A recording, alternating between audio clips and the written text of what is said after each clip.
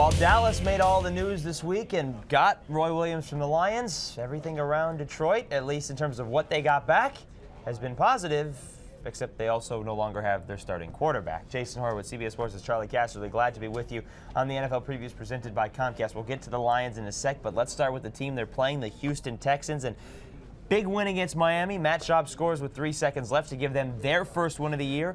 The week before, they could have beaten Indianapolis. The week before that, they could have beaten Jacksonville.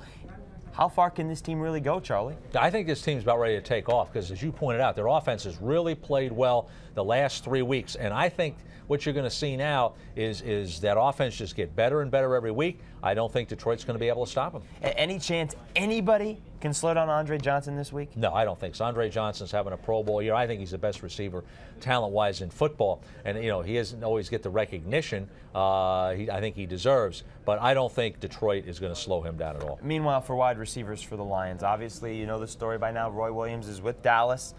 Calvin Johnson, clearly the #1 guy, but it's the guys throwing the football that's the concern. John Kitna put on IR and some controversy there because he came out in a Detroit radio station and said, hey, I'm healthy. They're using my back as an excuse to bench me.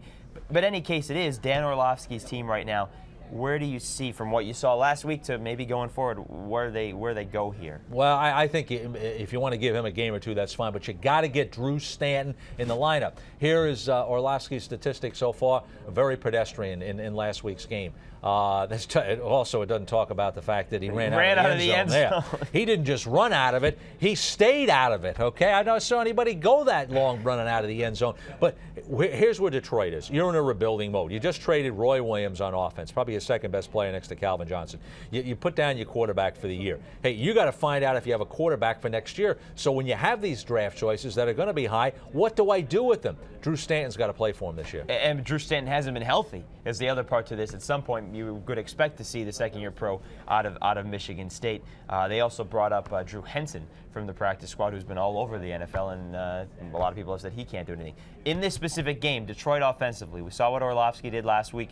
Is this a game where maybe they can run on the Texans? Well, that's their philosophy. They want to run the ball, and I think they did a terrific job against a tough Minnesota defense to run against, which we've already talked about, but also up in Minnesota. Now, the problem, I think, in this game, it's going to be one-dimensional. You can stack the box against Dan Orlovsky. They've only got one receiver now, Calvin Johnson. You double team him.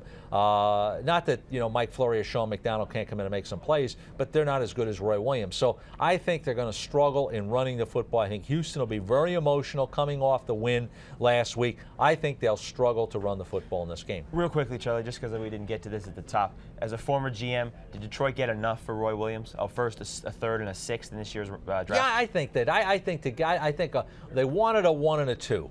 When I talked to them last week, I don't think they were going to get a 1 and a 2. To gamble for next year on the 1 and the 2, I think that's still a gamble. I don't think a 1 and a 2 quite would have been there. I think a 1 and a 3.